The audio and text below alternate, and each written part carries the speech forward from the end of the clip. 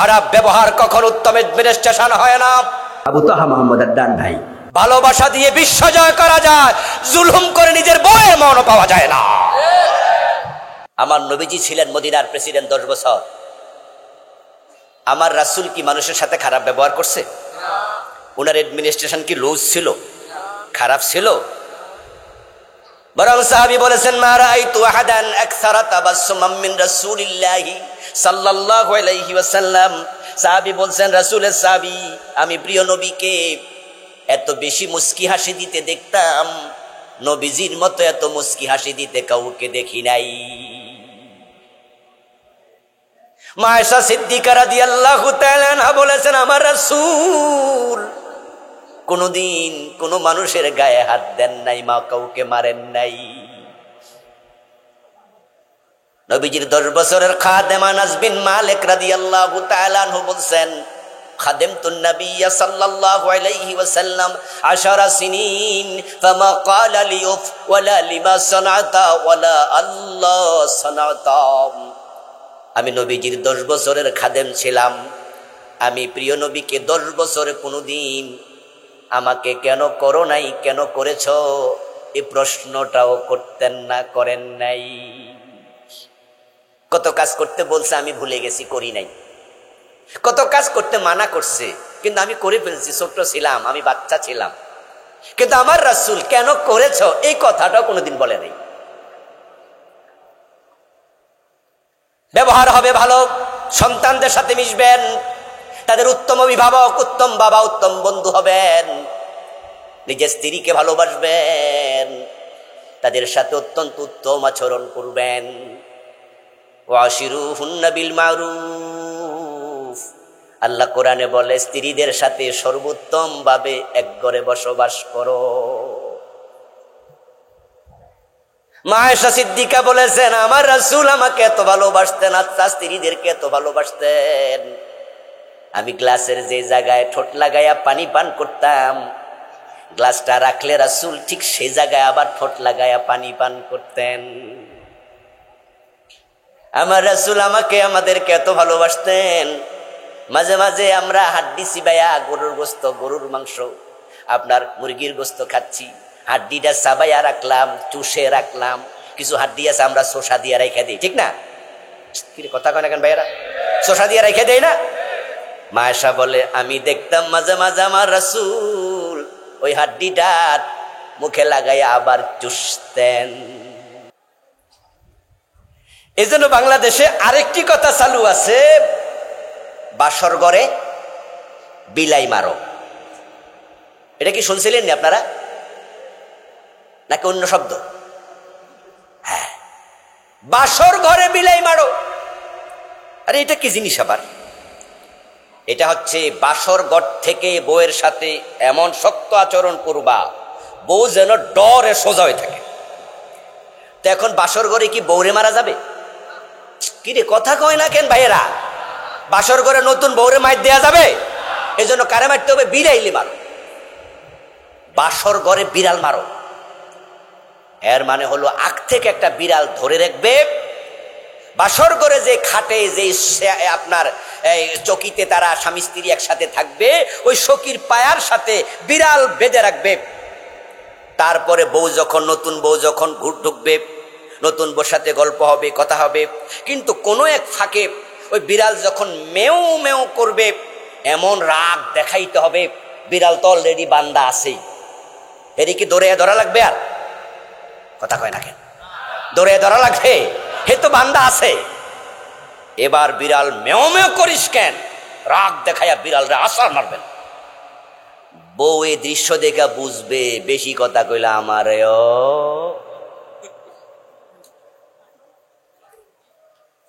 মানে বউ বুঝবে আমার জামাই তো সিরিয়াস জামাই, হিটলার জামাই, ও তো দারুণ মেজাজি, বাবা রে বাবা, বাবা কই বিয়ে দিল।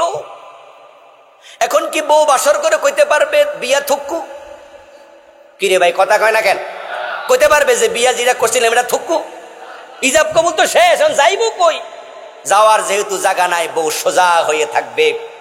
তাই বাজে প্রবাদ বানাইছে, ওয়ালা তাআওয়ানু আলাল ইসমি ওয়াল উদওয়ান, তবে দেখো কোনো মন্দ কাজে সহযোগিতা করা যাবে না। মন্দ কাজ যদি আপনার বাবাও করে, বাবাকেও সহযোগিতা করা যাবে না। আল্লাহ মানা করছে। আমরা কি আমাদের মা বাবার গোলাম না আল্লাহর গোলাম? তাহলে আমরা কথা শুনবো কার? আল্লাহ। তো আল্লাহ বলছে মন্দ কাজে হেল্প করো না। সে যদি আপনার নিজের লোক হয়, দলের লোক হয়, যখন দেখবেন যে সে কোনো খারাপ কাজ করছে, তখন আপনি বলবেন যে খারাপ কাজের সাথে আমার কোনো সম্পর্ক নাই। তাহলে আল্লাহ তাআলা এই জন্য খুশি হবেন, তিনি আপনাকে দেখে ভাবেন যে আমার বান্দা আমার কথাই মানছে। আর যে বান্দা আল্লাহর কথা মানে, আল্লাহ তার উপর খুশি হয়। আল্লাহ আমাদের সকল ভালো কাজে সহযোগী হিসাবে পাশে থাকার তৌফিক দেন, বলেন আমিন। প্রিয় দিনী ভাইয়েরা, আল্লাহ তাআলার অগণিত শুকরিয়া, যিনি আমাদেরকে কোরআনের আহ্বানে, কোরআনের এই ময়দানে সকলে মিলে একসাথে উপস্থিত হওয়ার তৌফিক দিলেন, যিনি আমাদেরকে সুস্থ রাখলেন। পবিত্র কোরআনের কথা বলা এবং শোনা, এটা আল্লাহর করুণা, আল্লাহর নেয়ামত। এই কোরআনের কথা আমরা বলছি এবং শুনতে পাচ্ছি, যে আল্লাহ আমাদেরকে তৌফিক দিলেন। আমরা শুরুতে তাকে কৃতজ্ঞতা জানাই, শুকরিয়া জানাই, কালিমাতু শুকর পড়ি, আলহামদুলিল্লাহ। সবাই আমার সাথে পড়ুন, রব্বানা লাকাল হামদ হামদান কাসীরা তাইয়িবান মুবারাকান ফি, সুবহানাল্লাহি ওয়া বিহামদিহি আদাদা খালকিহি ওয়া রিদা নাফসি ওয়া জিনাতা আরশি ওয়া মিদাদা কালিমাতিহি। সম্মানিত ভাইয়েরা, আমি আপনাদের সম্মুখে পবিত্র কোরআন মাজিদ থেকে সূরাতুল লুকমানের 13 নম্বর আয়াতে কারিমা তেলাওয়াত করেছি। নবীজি সাল্লাল্লাহু আলাইহি ওয়াসাল্লামের পবিত্র মুখ অনুসৃত এখানে ছোট্ট হাদিসে নববী পাঠ করেছি। আল্লাহ তাআলা তৌফিক দিলে এখান থেকে কিছু কথা বলবো ইনশাআল্লাহ। কোরআনের কথা, হাদিসের কথা আল্লাহ যেন আমাদেরকে আমল করার নিয়তে বলার এবং শোনার তৌফিক দেয়। সবাই বলেন আমিন। জানার নাম ইসলাম নয়, জানা এবং মানা দুটার সমন্বিত নাম ইসলাম।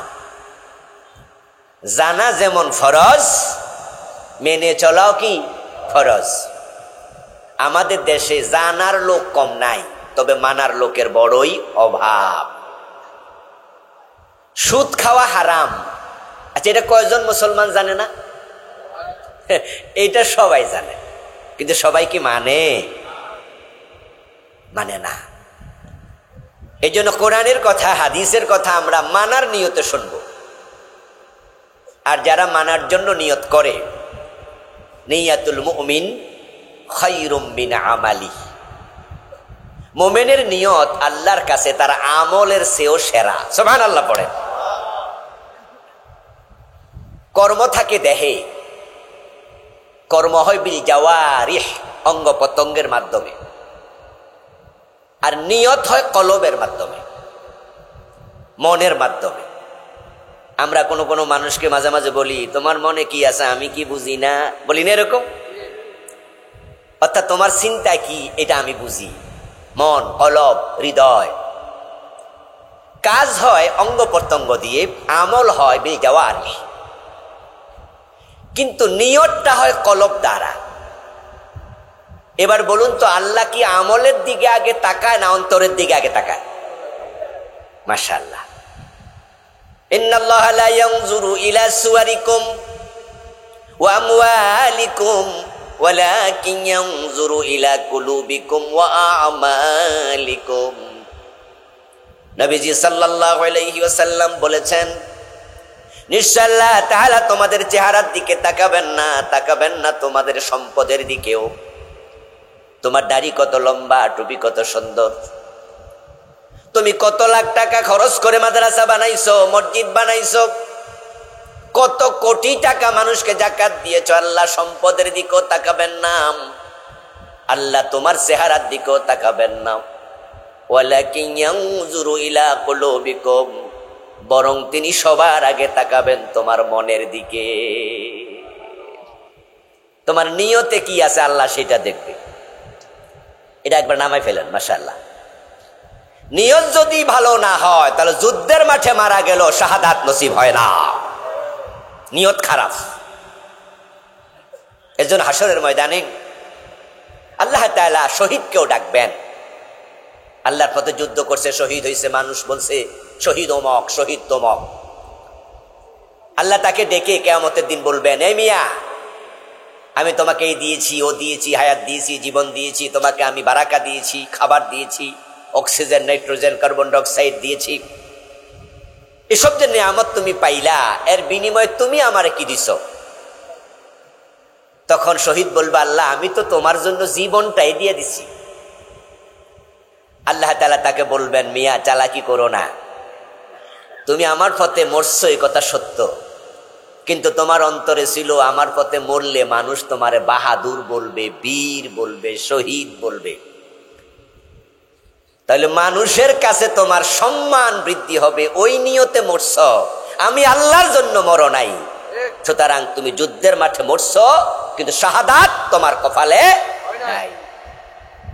ফেরেশতাকে বলবে তাকে উল্টা করে জাহান্নামে ফেলে দাও। এই জন্য আমলের দাম বেশি না নিয়তের দাম বেশি? হ্যাঁ, ও আমালিকুম ওয়ালাকিন ইয়ানজুরু ইলা কুলুবিকুম ও আমালিকুম। এবার নিয়তে যাই আছে, নিয়তে থাকলেও হবে না, আবার আমলও করতে হবে।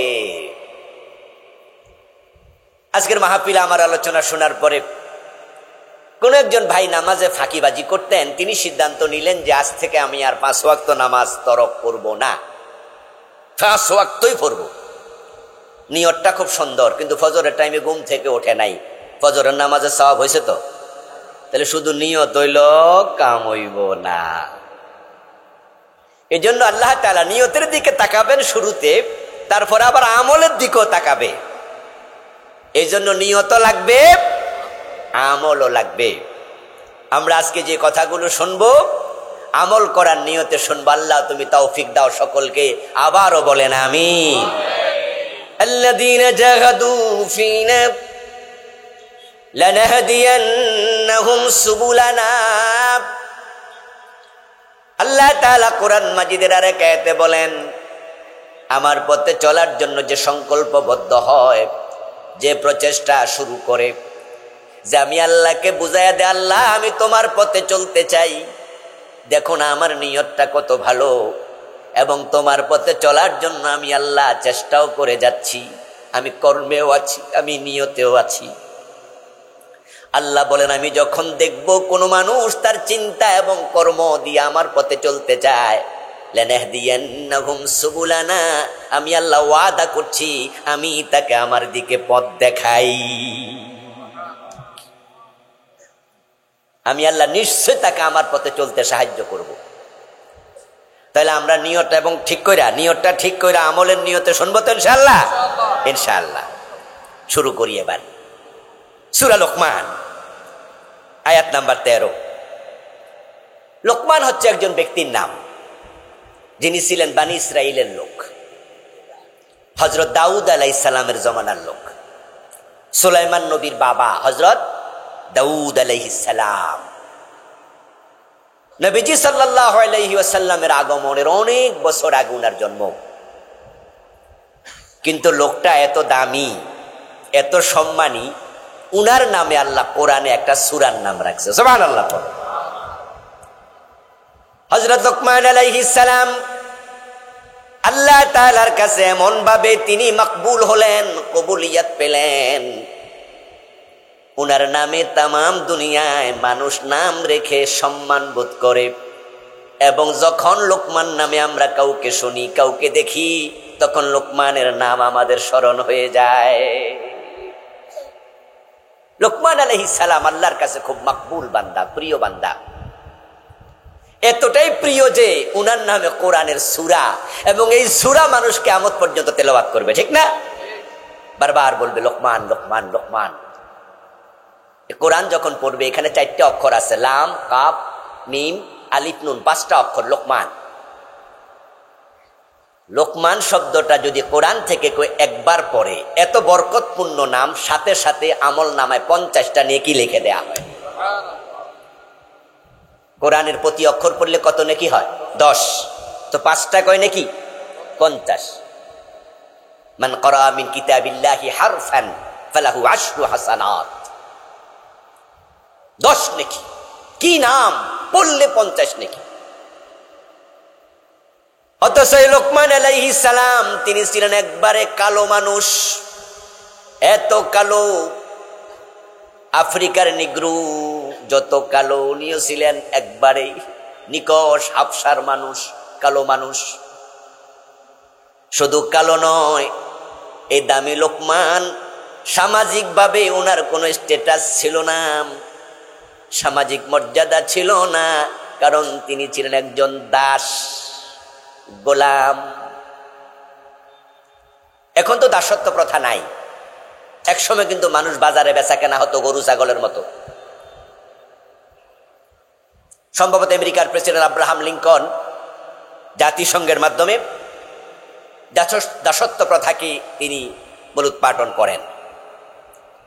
হযরত লোকমান ছিলেন দাস, কেনা গোলাম। হযরত লোকমান আলাইহিস সালাম দেখতে ছিলেন একবারে অসুন্দর, উনার ঠোঁটগুলো ছিল মোটা মোটা। তাফসীর ইবনে কাসির প্রণেতা উনার দেহের অবয়ব নিয়ে লম্বা আলোচনা করেছেন। ঠোঁট ছিল বড় মোটা, যাদের ঠোঁট সাইজে একটু মোটা দেখতে একটু অসুন্দর অসুন্দর লাগে। উনার উপরের ঠোঁটটাও মোটা ছিল, নিচেরটাও মোটা ছিল, গায়ের চামড়া কালো ছিল, আবার ছিলেন একজন দাস। সমাজে 3 রকমের মানুষ থাকে, আমাদের সমাজেও আছে।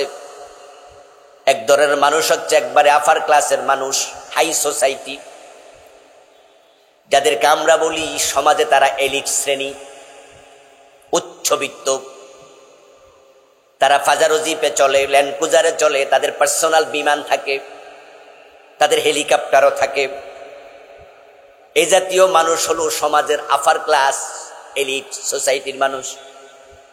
তারপরে এবার আসেন একটু নিচে, যারা আমাদের মতো, এই শ্রেণীকে বলা হয় মধ্যবিত্ত, যাদের ফাজারো জিপ, ল্যান্ড ক্রুজার নাই, পার্সোনাল বিমান নাই, হেলিকপ্টার নাই, তবে তারা খেয়ে পরে খুব ভালো আছে। তারা হলো মাঝের মানুষ। আর একদল মানুষ আছে যারা এক বেলা খাইলে আরেক বেলা খাবার পায় না, আছে না? আসেনি? আসেনি? আছে, গরিব মানুষ। ওরা মানুষের খেতে কামলা দেয়, ওরা রিক্সা চালায়, দিন মজুর, কুলি, চামার। ওরা হলো সমাজের 3rd ক্লাস মানুষ, তাদেরকে আমরা বলি নিম্নবিত্ত। কিন্তু হযরত লোকমান এই 3 শ্রেণীর কোন শ্রেণীতে নাই, কারণ যারা দাস তাদেরকে মানুষ মনে করাই হতো না। দাসদেরকে মানুষই মনে করা হতো না, সামাজিক কোন স্ট্যাটাসে ছিল না। লোকমান হলো এই শ্রেণীর লোক, অথচ আমি তাকে নিয়ে গল্প করছি তার ইন্তেকালের কত হাজার বছর পর, এবং তার নাম শুনে আমরা আলাইহিস সালাম বলে দোয়া করি, ঠিক কিনা? শ্রদ্ধার সাথে স্মরণ করি। দেখেন এই কালো মানুষটাকে, দাসটাকে আল্লাহ কিভাবে কবুল করছে। লোকমান আলাইহিস সালামের পেশা ছিল, তিনি ছিলেন একজন ছাগলের রাখাল, পরে ছিলেন তিনি কার্পেন্টার। উনি মিস্ত্রি ছিলেন, ফার্নিচার বানাতেন। কিন্তু এই লোকমানকে আল্লাহ তাআলা এমন এলেম দিছে, এমন প্রজ্ঞা দিছে, হিকমা দিছে, বিজ্ঞানের এলেম দিছে, জ্ঞান বিজ্ঞান। উনার এলমের বদৌলতে এই লোকমান আলাইহিস সালাম দাউদ নবীর যুগে, তৎকালীন দাউদ নবীর যুগে তিনি বিচারপতির আসন অলংকৃত করেছিলেন। তার কথাবার্তার ডিজাইন এত সুন্দর ছিল, এত প্রজ্ঞাপূর্ণ ছিল, এত বেশি এলেম কালাম ছিল, তাফসীর ইবনে কাসির প্রণেতা লিখেছেন, উনার যুগে উনি যখন কোনো মজলিসে কথা বলতেন, ওই যুগের বড় বড় পণ্ডিতেরা তার সামনে ছাত্র হয়ে বসে উনার কথা শুনতে থাকতো। লোকমান আলাইহিস সালাম প্রসঙ্গে আল্লাহ তাআলা সূরা লোকমানে বলছেন, ওয়ালাকাদ আতাইনা লুকমানাল হিকমা, অবশ্যই আমি লোকমানকে বিজ্ঞান দান করেছি, হিকমা দিয়েছি, গভীর পাণ্ডিত্য দিয়েছি। তৎকালীন যুগে যে নবী দাউদ আলাইহিস সালাম ছিলেন, দাউদ আলাইহিস সালামের উপর অবতীর্ণ কিতাবের নাম হচ্ছে জাবুর। কি নাম? বড় বড় আসমানি কিতাব কয়টা? 4টা। তার মাঝে একটা তাওরাত, আর একটা ইনজিল, আর একটা জাবুর, আর একটা কোরআন। তাওরাত নাজিল হয়েছে মূসা আলাইহিস সালামের উপরে, ইনজিল নাজিল হয়েছে ঈসা আলাইহিস সালামের উপরে, জাবুর নাজিল হয়েছে দাউদ আলাইহিস সালামের উপরে, আর কোরআন নাজিল হয়েছে, সবাই বলুন, মুহাম্মাদুর রাসূলুল্লাহ সাল্লাল্লাহু আলাইহি সাল্লামের উপরে। এই জাবুর এসেছে দাউদের উপরে। লোকমান আলাইহিস সালাম জাবুরের অনুসারী ছিলেন, জাবুরের এলেমওয়ালা ছিলেন, হিকমাওয়ালা ছিলেন। আল্লাহ যাকে কিতাবের এলেম দেয়, কোরআনে আল্লাহ বলছে তিনি নিজ দায়িত্বে তার সম্মান বাড়াইয়া দেয়। ومن يؤت الحكمة فقد أوتي خيرا كثيرا। অন্য আয়াতে আল্লাহ বলেন, যাকে হিকমত দেওয়া হয়েছে তাকে প্রভূত কল্যাণ দান করা হয়েছে। ইয়ারফাইল্লাহুল্লাযীনা আমানু মিনকুম ওয়াল্লাযীনা উতুল ইলমা দারাজাত। আরেক আয়াতে আল্লাহ বলেন, যাকে ঈমান দেয়া হয়েছে এবং কিতাবের ইলম দেয়া হয়েছে, ইয়ারফাইল্লাহু দারাজাত, আল্লাহ নিজ দায়িত্বে তার সম্মান বাড়াইয়া দেয়। লোকমানকে আল্লাহ কিতাবের ইলম দিছিল, হিকমা দিছিল, দাম বাড়াইয়া দিছিল। লোকমান কি নবী না ওলি? জানেন কি আপনারা কিছু? দেখি, লোকমান আলাইহিস সালাম কি নবী না ওলি? মাশাআল্লাহ। এই আমাদের কুমিল্লা নোয়াখালীর মানুষ অধিকাংশই আলেম, জেনারেল হইল আলেম। তাম বাংলাদেশ তো আল্লাহ এই এক সিজনে ঘোরার সুযোগ দেয়। এমন কিছু জেলায়ও যাই, যে জেলায় গিয়ে আলেমদের পিছনে নামাজ পড়তে কষ্ট হয়, আলেমদের তেলাওয়াত ভালো না। কিন্তু আমাদের কুমিল্লা নোয়াখালী আসলে জেনারেলদের তেলাওয়াত আলেমদের চেয়ে অনেক ভালো। এ দেশে আলেমদের দেশ কুমিল্লা নোয়াখালী, শুধু আলেম আর আলেম, মুহাদ্দিস, মুফতি, মুফাসসির। প্রতি গ্রামে 2-4 জন মাওলানা এমনও আছে, ঠিক না? বড় বড় আলেম। এই যে কত ছন্দর উত্তর দিলেন। লোকমান ছিলেন ওলি, তিনি নবী নন, কিন্তু কোরআনে আল্লাহ তাআলা উনার নামে সূরা নাজিল করছে। ব্যাপারটা বুঝতে হবে। ইব্রাহিমের নামে সূরা আসেনি? কথা বলে না কেন ভাইরা? জোরে বলেন না। সূরা ইব্রাহিম আছে? ইব্রাহিম ওলি না নবী? নবী। আমাদের নবীর নাম মুহাম্মদ, উনার নামে সূরা আছে? উনি নবী না ওলি? ইউসুফ আলাইহিস সালাম নবী না ওলি? দেখেন, অনেক নবীর নামে সূরা দিছে। ব্যতিক্রম কিছু ওলির নামে সূরা আছে, যেমন সূরা মারিয়াম। কার মায়ের নাম? মাশাআল্লাহ, কথা বলেন না। কার মায়ের নাম? ঈসা আলাইহিস সালামের মায়ের নাম, মহিলা মানুষ। উনি ওলি না নবী? উনি ওলি, নবী না। লোকমান আলাইহিস সালাম এতটাই আল্লাহর প্রিয় যে নবীদের নামে সূরা হয়, আল্লাহ লোকমানের নামে সূরা নাজিল করছে। ইলমের কারণে আল্লাহ দাম বাড়ায় দিয়েছে। এত দাম বাড়ছে উনার নামে। আজকের এই মাহফিলও লোকমান নামে লোক নাই? দাস ছিল, বলেছি আমি মাত্র। কিন্তু ফেরাউন কি দাস ছিল না রাজা ছিল? হের নামে এখানে কয়জন আছে? একজন। রাজা ছিল, কিন্তু হের নামে দুনিয়ার কোন মানুষ নেই। আজকের পৃথিবীতে প্রায় 800 কোটি মানুষ। 800 কোটি মানুষের মাঝে হিন্দু আছে, বৌদ্ধ আছে, ইহুদি আছে। আপনাদের এলাকায়, আমাদের 14 গ্রাম এলাকায়, আমাদের এই শ্রীপুরে হিন্দু আসেনি? আছে। হিন্দুদের মাঝে গরিব মানুষ নাই? আছে। আমার বন্ধু বড় গরিব, থাকার ঘরটাও ভালো নেই। ওই হিন্দুর বাচ্চা হয়েছে, আপনি শুনলেন যে জগদীশ চন্দ্র বসু, জগদীশ বাবু দুলাল চন্দ্র দাস, তার ছেলে জন্ম হয়েছে। আপনি গোপনে তার কাছে গেলেন, তার হাতের মুঠোয় 10,000 টাকা দিলেন, দিয়ে বললেন, ও গরিব হিন্দু ভাই, আমার প্রতিবেশী, তোমার বাচ্চা হয়েছে, এখন তার জন্য খরচ করো, তোমার বউর ওষুধ পাতি খাওয়াও, 10,000 টাকা তোমারে দিলাম। ওই বেটা হাতে টাকা পাইয়া বড় খুশি। আপনি এবার আস্তে করে বললেন, তবে একটা শর্ত আছে, 10,000 টাকা তখনই পাইবা যদি তোমার এই নতুন ছেলের নাম ফেরাউন রাখতে রাজি হও। আমার মন বলে, হে 10,000 টাকা মাটিতে ফেলাই দিব। বলবে, নেন নেন টাকা নেন, না নিলে কবে আমনে টাকা মাটিতে যাক, আমার টাকা দরকার নেই। ফেরাউন নাম রাখতে কেউ রাজি হবে না। দেখেন, কিছু নাম আছে ধিক্কৃত, ঘৃণিত, চরম নিন্দিত, যেমন ইয়াজিদ।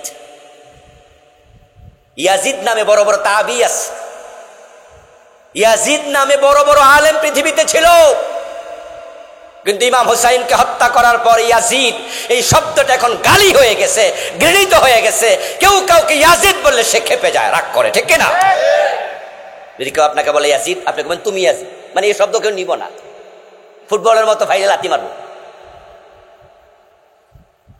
লোকমান আল্লাহর কাছে কতটা নন্দিত, কতটা নন্দিত, কতটা বরণীয়, কতটা স্মরণীয়। আমরা সেই লোকমানকে নিয়ে কথা বলছি। আল্লাহর পছন্দের বান্দাকে নিয়ে আমরা প্রশংসা করলে আল্লাহ খুশি হবে, ঠিক না? এটা নিয়ম, আল্লাহ ওনাকে পছন্দ করে। এখন লোকমান আলাইহিস সালাম আল্লাহর পছন্দনীয় মানুষ। উনি একদিন উনার সন্তানকে কাছে টেনে বসায়া বাবা হিসাবে কিছু নসিহত করলেন। উনি তেমনি জ্ঞানী মানুষ, জ্ঞানী মানুষের কথার অনেক দাম। জ্ঞানী মানুষদের কথা শোনার জন্য আমরা পাগল হই। জ্ঞানী মানুষের কথা শোনার জন্য টিকিট কাইটা অডিটোরিয়ামে, তারপরে টিকিট কাইটা ঢোকে, এমন ঘটনাও আছে। কথার অনেক দাম। এই জন্য পৃথিবীতে এমন কিছু লেকচারার আছে, বক্তা আছে, যাদের 1 ঘন্টা বক্তব্য দিলে তাদেরকে দেয়া লাগে $1,00,000, $1.5 $2 লক্ষ। 1 ঘন্টার বক্তৃতা, $1,00,000 $2 লাখ। আমি চিনি আমেরিকার নিউ ইয়র্কের সাথে পেনসিলভেনিয়া একটি অঙ্গরাজ্য আছে। আমি গত অগাস্টে সেখানে গিয়েছিলাম। এই অগাস্টে 3 দিন ছিলাম, কনফারেন্স ছিল, আলহামদুলিল্লাহ। এবারের আগের বার ওই কনফারেন্সে আমিও বক্তৃতা দিয়েছি, আমেরিকার একজন লেকচারার বক্তৃতা দিয়েছে, মাত্র 25 মিনিট। তো জাস্ট আমি জানার জন্য জিজ্ঞাসা করছিলাম, উনাকে নাকি অনেক পয়সা দিয়ে বক্তৃতা শোনা লাগে। নাম আমি বললাম না, নাম বললে অনেকে এখানে চিনে ফেলবেন ওনাকে। তামাম হোল ওয়ার্ল্ড, তামাম পৃথিবীতে পরিচিত বক্তা। বললেন যে হুজুর, আমরা খুব একটা পয়সা দিয়ে আনি নাই, তবে $15,000 দিয়েছি। এরকম একটা অঙ্ক আমাকে একজন বললেন। $1,000 মানে কত টাকা জানেন তো? 1,30,000 বর্তমানে। 1,28,000 থেকে 30,000 হলো $1,000। তাহলে ওনাকে কত দিছে? পয়সা দেয় নাই, দেয়া লাগে নাই, শুধু 15,000 দিছে। তাহলে তা 20 লাখের সমান। কথা এত দামি জিনিস, যারা বলতে পারে তাদের কথা শোনার জন্য মানুষ পাগল হয়ে যায়। যেই লোকটাকে $15,000 দিছে, সে দাবি করলে 30,000 $50,000 দেয়। তার দেশে আমেরিকাতে $50,000 দেয়, কাফেরের দেশ। এবং তার কথা শোনার জন্য মানুষ অডিটোরিয়ামে টিকিট কেটে যায়। হযরত লোকমানের এলেম এত বেশি ছিল যে তার প্রজ্ঞাপূর্ণ কথা শোনার জন্য তৎকালীন যুগের বড় বড় সম্মানী আলেমরা, শিক্ষকরা তার সামনে আজকে যেভাবে আপনারা বসে আছেন এভাবে বসে থাকতো। এবার আপনাদের কাছে জানতে চাইব, ওনার কথাগুলোর দাম কম না বেশি? আলহামদুলিল্লাহ, দেখেন মাঠ কিন্তু পায়ে ভরে গেছে, কিন্তু এরপরও কিছু ভাই দাঁড়ায় আছে। আমি বলবো যারাই আসেন তারাই বসে যাবেন। এতক্ষণ পর্যন্ত যে কথাগুলো বলছি এগুলোর মাঝে কিছু এলেম কালাম আছে না? মনোযোগ দিয়ে শুনলে এই এলেমগুলো কাজে লাগবে।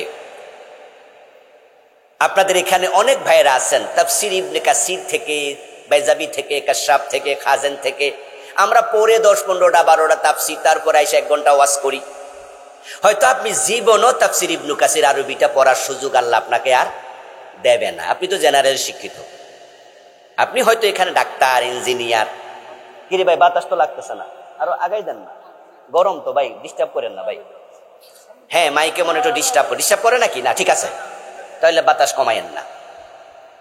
এই যে আপনি চাইলেও আপনি তাফসীরে খাজেন, বাজাবি, কাশাফ পড়ে এসে আপনি ইসলাম শিখতে পারবেন না। কিন্তু একজন বক্তা যখন আসে, তিনি এই 1-1.5 ঘন্টা আপনাকে কত বই থেকে বলবে।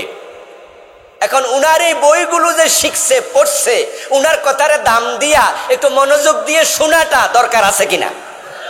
আর দ্বিতীয় হলো, আমি তো আপনাদের ভাই, আপনাদেরই আমি খুব কাছের মানুষ, আপনাদের ভাতিজা, আপনাদের আত্মীয়। তা আমার কথা বলার হকও বেশি, আবার আপনাদের কাছ থেকে শোনার দাবি করার হকও বেশি। আর বসে যান শব্দ যেন বলা না লাগে, ইনশাআল্লাহ। লোকমান আলাইহিস সালাম ছেলেকে ডাকলেন, উনার সন্তানকে কাছে বসায়া কিছু নসিহত করলেন, উপদেশ দিলেন, অ্যাডভাইস দিলেন। আজ থেকে কয়েক হাজার বছর আগে লোকমান আলাইহিস সালাম ছেলেকে যে অ্যাডভাইস গুলো দিলেন, সেখানে আমরা এখানের কেউ হাজির ছিলাম না। আরশের মালিক আরশে আজিম থেকে শুনেছে লোকমান তার ছেলেকে নসিহত করতেছে। হযরত লোকমান আলাইহিস সালামের নসিহত গুলো আল্লাহর কাছে এত ভালো লাগলো, উনার নসিহত গুলো আল্লাহ কোরআনের আয়াত বানায় আর লৌহে মাহফুজে লিখে ফেলেছে। বাল হুয়া কুরআনুম মাজিদুন ফি লাওহিম মাহফুজ। কোরআন লৌহে মাহফুজ থেকে এসেছে। এটা হচ্ছে ছায়া কোরআন, আসলি কোরআন লৌহে মাহফুজে। কোরআন লৌহে মাহফুজে এখনো আছে। ওখান থেকে আল্লাহ তাআলা তার একটা কপি পাঠাইছে দুনিয়ায়। এটা আসলি কোরআন নয়। ফটোকপি বোঝেননি? ফটোকপি বোঝেন তো নাকি? এই যে আমাদের মোবাইলের ভিতরে আমরা বিভিন্ন পিডিএফ লিখি না, বিভিন্ন লেখালেখি করি। যারা শিক্ষিত মানুষ তারা, আমরা তো এখন SMS পাঠাই। আমি যদি এখানে 1 পৃষ্ঠা লিখে আপনার কাছে পাঠাইয়া দেই, আমি থাকি দূরে, আপনি আছেন এখানে, তারপর আমি বললাম যে লেখাটা পাঠাইছি এটা কম্পিউটার দোকানে যান, দোকানে যাই এটারে কপি করে বের করেন। কম্পিউটার দোকানে গেল, ও বেটা বলে ঠিক আছে আমার এখানে আপনি এই হয়ে গেল। এমন সুযোগ এখন আছে না নাই? দেখছেন নি মানুষের বুদ্ধি কত? 1450 বছর আগে ওই লৌহে মাহফুজ থেকে আল্লাহ দুনিয়া কপি পাঠাইছে, তবে লিখিত নয়, পাঠাইছে শব্দে। যে শব্দগুলো কানে আসছে নবী মুহাম্মদের, অন্তরে আল্লাহ ইলহাম করেছে, নবীজি মুহাম্মদ সাল্লাল্লাহু আলাইহি সাল্লাম আমাদেরকে তেলাওয়াত করে শোনাইছে, ঠিক না? তারপরে এবার হযরত আবু বকর সিদ্দিক রাদিয়াল্লাহু তাআলা আনহুর যুগে সিফফিনের যুদ্ধ হয়। সেই যুদ্ধে অনেক হাফেজে কোরআন শহীদ হয়। তখন ফারুক আজম ওমর রাদিয়াল্লাহু তাআলা আনহু পরামর্শ দিলেন আবু বকর সিদ্দিককে, হুজুর অনেক হাফেজ তো শহীদ হয়ে গেল, তাহলে কোরআন তো লিখিত আকারে নাই, কফি আকারে নাই, এক নুসখায় নাই। এখন যদি হাফেজরা মরে যায় তাহলে তো কোরআনের বিভিন্ন কফি হাফেজদের অন্তরে যেগুলো আছে এগুলো তো চলে যাচ্ছে। তাহলে আপনি কোরআনটাকে জমা করুন, একসাথ করুন। আবু বকর সিদ্দিক রাদিয়াল্লাহু তাআলা আনহু তখন যায়েদ বিন সাবিত রাদিয়াল্লাহু তাআলা আনহু নামে একজন বিখ্যাত সাহাবী, উনাকে ডাকলেন, ডেকে বললেন যে যায়েদ, কোরআনকে লিপিবদ্ধ করার জন্য আমি একটা কমিটি বানাতে চাই। সে কমিটির তোমাকে আমি বানাবো চিফ অ্যাডভাইজার, তুমি হবে প্রধান সমন্বয়ক। যায়েদ বিন সাবিত রাদিয়াল্লাহু তাআলা আনহু আবু বকর সিদ্দিকের নির্দেশনা পেয়ে তিনি এবার কোরআন সংকলন করার চেষ্টা শুরু করলেন। যে হাফেজরা জীবিত ছিল তাদেরকে ডাকলেন, তাদের থেকে শুনলেন। কোরআনের কিছু লিপিবদ্ধ নুসখা ছিল, পাথরের মাঝে লেখা ছিল, গাছের বাকলে লেখা ছিল, বিভিন্ন চামড়ার মাঝে নবীজির যুগে লেখা ছিল। কাতিবুল ওহী যারা ছিলেন তারা লিখেছিলেন। সবটা মিলাইয়া এবার কোরআনকে এরকম 30 পারার কপি করা হলো। পড়ুন সুবহানাল্লাহ। এইভাবে থেকে গেল। হযরত আবু বকর সিদ্দিক রাদিয়াল্লাহু তাআলা আনহু কোরআনের এবার মূল কপি যেটা লেখা হলো যায়েদ বিন সাবিত রাদিয়াল্লাহু তাআলা আনহুর তত্ত্বাবধানে, ওই কপিটাকে তিনি হযরত হাফসার কাছে রেখে দিলেন। হাফসা হলো হযরত ওমরের মেয়ে, আমাদের প্রিয় নবীর স্ত্রী, উম্মতের মা রাদিয়াল্লাহু তাআলা আনহা হাফসা, উনার কাছে এটা সংরক্ষিত ছিল। চলে গেল অনেক দিন।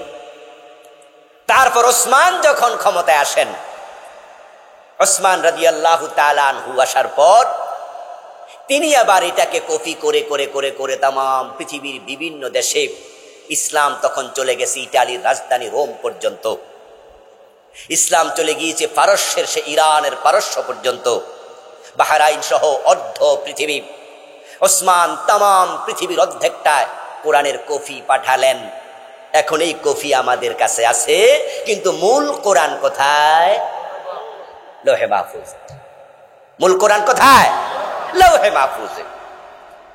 হযরত লোকমান আলাইহিস সালাম সন্তানকে তালিম দিচ্ছেন, নসিহত করছেন, ওয়াজ করছেন। উনার মুখের কথাগুলো আল্লাহর বেশি পছন্দ হয়ে গেল। এত সুন্দর কথা, এত সুন্দর নসিহত। তিনি তার শব্দগুলো, কথাগুলো লৌহে মাহফুজে কোরআনের আয়াত বানায়া লিখে ফেললেন। নবীজি সাল্লাল্লাহু আলাইহি ওয়াসাল্লাম নবুয়ত পেলেন। এবার কোরআন নাজিল শুরু। আল্লাহ তাআলা এবার সেই নসিহাগুলো, সেই কথাগুলো কোরআনের আয়াত আকারে নবী মুহাম্মদের উপর অবতীর্ণ করলেন। এখন আমাদের কাছে লোকমানের সেই কথাগুলো আজকে আল্লাহর বাণী কোরআন। এখন আর লোকমানের কথা না, কোরআনে থাকার কারণে কোরআন কার কথা? এখন লোকমানের কথাগুলো আল্লাহরই কথা।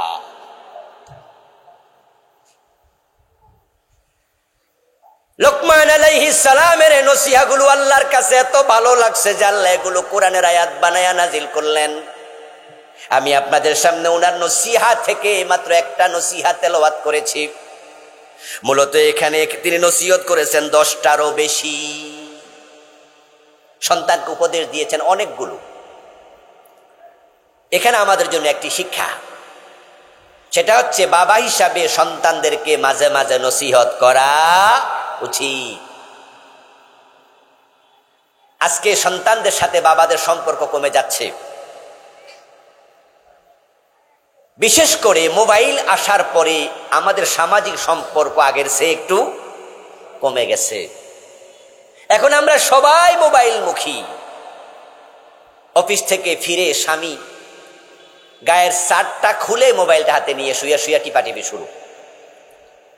বউ ঘরের দরজাটা খুলে দিয়া স্বামীরে, তারপরে হয়তো ভাত টাত রেডি করতেছে, এর মাঝে বাম হাতে মোবাইল টিপতেছে। ছেলে আসছে কলেজ থেকে, ইউনিভার্সিটি থেকে, গায়ের জামা খুলে মোবাইল টিপতেছে। সবাই এখন মোবাইল নিয়ে ব্যস্ত। এতে করে পারস্পরিক সম্পর্কটা আগের চেয়ে কমে গেছে। সন্তানদের প্রতি বাবাদের নসিহত থাকা উচিত। এই শিক্ষা সবাই নেবেন আলহামদুলিল্লাহ। ব্যক্তিগতভাবে আমি আমার সন্তানদেরকে সুযোগ পেলে একসাথে বসি, তাদেরকে বন্ধুর মতো কাছে টানি, মনের কথাগুলো বলি। বাবা এইভাবে চলবে, ওভাবে চলবে, এটা করো না, সেটা করো না। বাবা তুমি যা করছো এটা কিন্তু ঠিক নয়, তোমার এটা করা ঠিক, ওটা করা উচিত নয়। কোন কারণে ঠিক নয় সেটা তাকে বুঝাইয়া দেই। আবার তার কোনো কথা থাকলে মনোযোগ দিয়ে আমিও শুনি। এতে করে পারস্পরিক সম্পর্ক ভালো থাকে। আর কোরআনে আল্লাহ তাআলা বলছেন ওয়াযাক্কির ফাইন্নায যিকরা তানফাউল মুমিনিন। ও নবী আপনি মুসলমানদেরকে নসিহত করেন, যাদের ঈমান আছে নসিহত তাদের উপকারে আসবেই। সন্তানদের সাথে বন্ধুত্ব সুলভ আচরণ করবেন, তাদের সাথে আজরাইলের মতো থাকবেন না, ডিক্টেটর থাকবেন না। সন্তানদের সাথে সালাম দিবেন, মুসাফা করবেন। আপনি বাবা সবসময় আমনে সালাম নিবেন, সারাক্ষণ গো ধরে থাকবেন, হেতে সালাম দেখ, এটা নবীজির সুন্নাহ না। নবীজি বাচ্চাদেরকে পর্যন্ত সালাম দিতেন। সুবহানাল্লাহ পড়েন। মাররান নবী সাল্লাল্লাহু আলাইহি ওয়াসাল্লাম আলা গিলমানিন ফাসাল্লামা আলাইহিম হাদিস আসছে কিছু বাচ্চা এক জায়গায় দাঁড়ায় আছে, নবীজি পাশ দিয়ে হেঁটে যাচ্ছিলেন, বাচ্চাগুলো নবীজিকে সালাম দেয়নি, হয়তো খেয়ালও করেনি, নিজেরা গল্প করছে অথবা বুঝে না ছোট মানুষ, কিন্তু নবীজি তাদেরকে নিচ থেকে সালাম দিলেন। সন্তানদের সাথে মুসাফা করবেন, তাদেরকে নিয়ে বসবেন। লোকমান তার সন্তানকে নসিহা করেছে, উনার সবগুলো নসিহাতের মাঝে এক নাম্বার, ইযা ক্বালা লুকমানু লিবনিহি ওয়া হুয়া ইয়াইযুহু ইয়া বুনাইয়া লা তুশরিক বিল্লাহ। আল্লাহ বলছে, হে নবীজি আপনি স্মরণ করুন ওই সময়ের কথা যখন লোকমান তার সন্তানকে নসিহত করছিল। নসিহত করতে গিয়ে বললেন, ও আমার কলিজার টুকরা ছেলে, ইয়া বুনাইয়াম, ইয়া ইবনি বলেন নাই। ইবনুন মানে ছেলে, ইবনুন মানে কি? ছেলে। আর ইবনি মানে আমার ছেলে। তিনি শব্দটা ইবনি না বলে বললেন বুনাইয়া। পার্থক্য আছে। বুনাইয়া মানে হলো আমার কলিজার টুকরা ছেলে। নসিহতের মাঝে দরদ থাকা লাগবে, নাকি শুধু লাড়ি লইয়া? আমরা তো চোখ বড় বড় করে তাকাই। বাবা ঘরে আইছে এই যা যদি টের পায় তাহলে ঘরের সকলের গলা শুকাইয়া যায়। বৌমার একদিকে দৌড়, ছেলেমার একদিকে দৌড়, ফুতের বৌমার আরেকদিকে দৌড়, মনে হয় ঘরে আজরাইলের ছোট ভাই আইছে। এমন কিছু মানুষ আছে কিনা? কেন রে আপনি কি বাঘ না বললুক?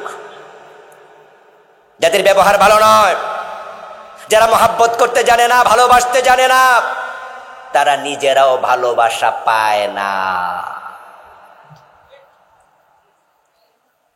আমাদের দেশে একটি বদ কথা প্রচলিত আছে, সেটা হচ্ছে rough behaviour is good administration. জানি না এই প্রবাদটা কে চালু করেছে, এই বচনটা কে চালু করেছে। বাংলা অর্থ হলো খারাপ ব্যবহার করলে অ্যাডমিনিস্ট্রেশন ঠিক থাকে।